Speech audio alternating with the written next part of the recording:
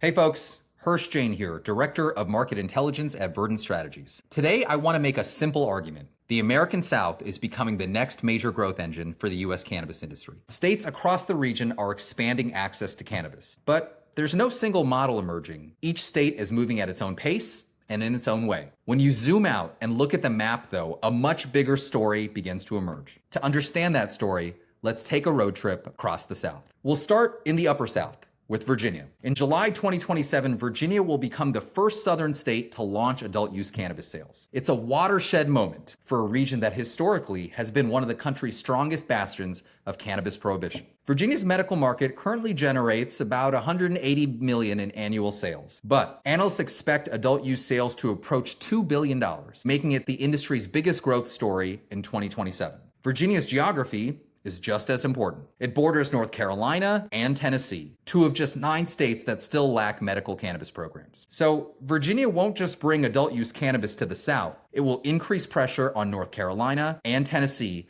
to finally adopt medical cannabis programs. Now, let's head further south to South Carolina. Like North Carolina and Tennessee, South Carolina is one of the 9 states that still lacks a medical cannabis program. But South Carolina has a little-known law requiring state officials to provide therapeutic access to medical cannabis if cannabis becomes legally available under federal law. So if the Trump administration completes federal rescheduling to Schedule 3, that statute could create significant legal and political pressure for South Carolina to finally implement a medical cannabis program. Next, let's continue south to Georgia. Georgia may become the most important emerging medical cannabis market in America. It's the 8th most populous state in the country, yet its cannabis industry remains remarkably small relative to its potential. But on July 1st, the state significantly expanded its medical cannabis program. Potency limits increased, qualifying conditions expanded, and new product categories, including vape products, became available. As a result, the patient population is projected to triple within a year, from roughly 35,000 to nearly 110,000. Georgia is also pioneering a first-in-the-nation pharmacy distribution model. More than 400 independent pharmacies across the state are potentially eligible to dispense medical cannabis, making it available through the same trusted neighborhood pharmacies where many Georgians already fill their prescriptions. Georgia isn't simply expanding its program, it's laying the foundation for what could become one of the country's largest and most distinctive medical cannabis markets. Now, let's head all the way south to the largest cannabis market in the region, Florida. The failure of Amendment 3 in 2024 remains one of the most painful moments in recent cannabis politics. Despite adult use legalization receiving 56% of the vote, the initiative fell short of Florida's 60% constitutional threshold. But the campaign elevated cannabis into a national political conversation. As a Florida resident, Donald Trump publicly endorsed Amendment 3, along with banking reform and federal cannabis rescheduling. And today, those commitments are beginning to translate into federal policy. Meanwhile, Florida's medical cannabis market continues to thrive. Florida now serves almost 940,000 registered medical patients and is expected to generate roughly $2 billion in annual sales this year.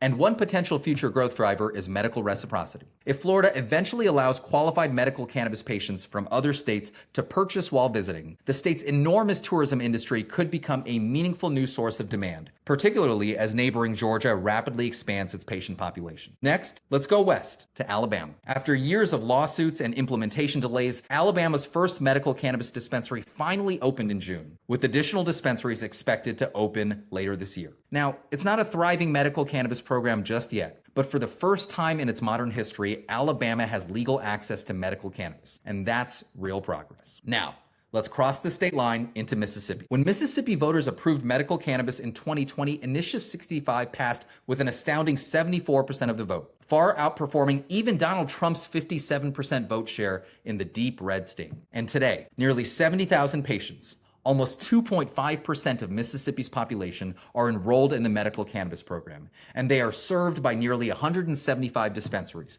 more than any other southern state besides Florida. Patient enrollment and sales continue to grow year after year. Mississippi shows that when voters overwhelmingly embrace medical cannabis, patient adoption often follows. Public support at the ballot box has translated into sustained growth in the regulated market. Next, let's head west to Arkansas. Arkansas rarely receives national attention, yet it has quietly become one of America's strongest medical cannabis markets. More than 116,000 patients, Almost 4% of the state's population are enrolled in the medical cannabis program. Annual sales are approaching $300 million, making Arkansas one of the strongest per capita medical cannabis markets in the country. On a per capita basis, Arkansas actually outperforms Florida, one of the nation's largest and most established medical cannabis markets. Now, let's follow the Mississippi River back south into Louisiana. Louisiana operates one of the nation's more tightly controlled medical cannabis systems, with roughly 35 dispensaries serving over 50,000 patients. Even within that limited structure, patient enrollment continues to grow year after year. Finally, let's go further west to Texas. No state better illustrates both the contradictions and the opportunities shaping cannabis policy in America than Texas. Texas is the second most populous state in the country, yet for years it had one of the nation's most restrictive medical cannabis programs. At the same time, the explosive growth of the state's intoxicating hemp market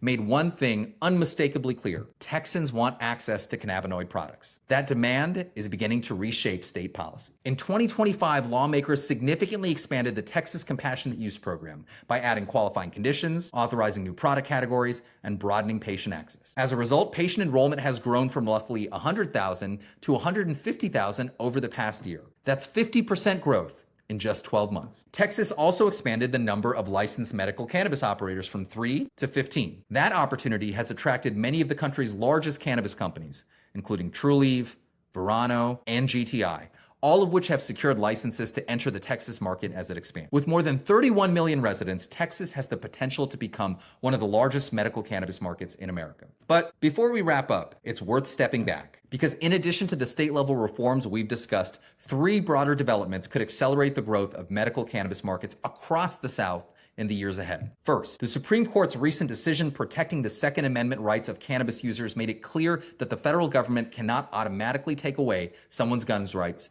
simply because they use cannabis. That's especially important in the South, where firearm ownership is very common. For many prospective patients, it removes one of the biggest barriers to enrolling in a state medical cannabis program. Second, President Trump's decision to move forward with federal cannabis rescheduling could also prove significant in driving patient registration. For many conservative voters, seeing a Republican administration formally recognize cannabis as having accepted medical use fundamentally changes the conversation. It reduces stigma and makes medical cannabis more politically acceptable across red America. And third, new federal restrictions on intoxicating hemp products are expected to take effect this November. Intoxicating hemp has proliferated across much of the South because regulated cannabis access has remained so limited. As those products disappear from the market, many consumers seeking legal cannabinoid products are likely to transition into state medical cannabis programs, creating another pipeline into regulated medical cannabis programs across the South. Together, these 3 developments could accelerate patient enrollment across medical cannabis markets